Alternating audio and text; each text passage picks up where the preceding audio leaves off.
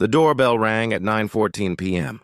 Not a polite ring, a long press, desperate, demanding.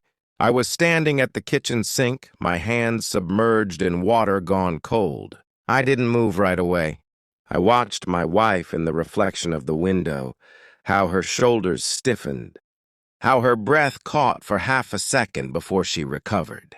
That half second told me everything. When I opened the door, a man stood there with rehearsed confidence and trembling hands. Mid-30s, well-groomed, nervous, eyes pretending not to be. "I think you should know," he said. "Your wife loves me." No anger, no shouting, just a statement, like a delivery. Behind me, I felt her presence retreat, not toward me, away. I studied him carefully. The way he leaned forward as if expecting impact. The way his jaw clenched, ready for resistance. Instead, I stepped aside. "Come in," I said. That confused him.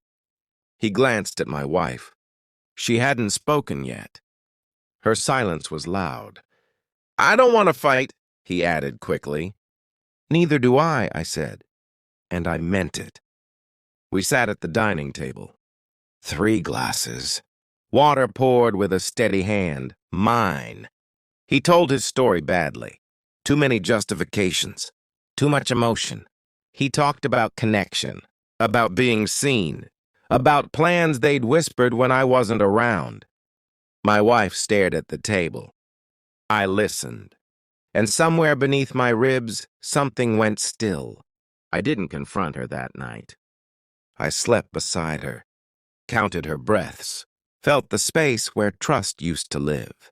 In the morning, she kissed my cheek like routine, like muscle memory. I kissed her back. At work, I requested phone records, a quiet favor owed from an old client. Numbers, frequencies, patterns, they never lie. At home, I watched her habits sharpen, the way she angled her phone away, the way she smiled at nothing. I didn't check her messages, not yet. I wanted confirmation, not spectacle. I followed timelines instead. When affection declined, when irritation increased, when silence grew comfortable. The man had been right. But he hadn't known everything. By day 3, I knew where they met. Coffee shop, Thursdays, same table, same lies. By day 4, I knew what she promised him.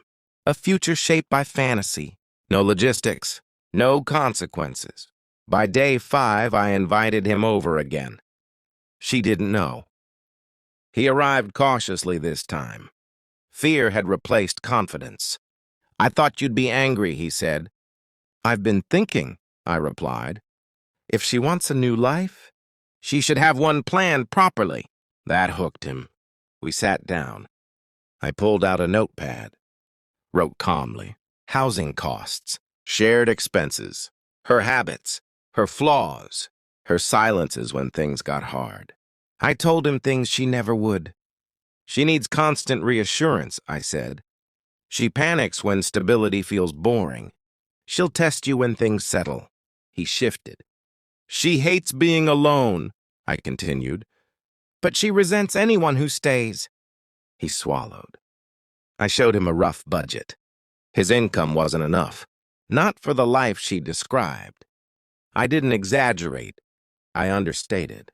By the end, his face had changed. "This feels intense," he said. "It's real," I replied. He left without finishing his water. That evening, I handed my wife the phone records. No words, just paper. She collapsed inward. Apologies spilled out, tears, promises, the usual currency of guilt. "I never meant—" "I know," I said.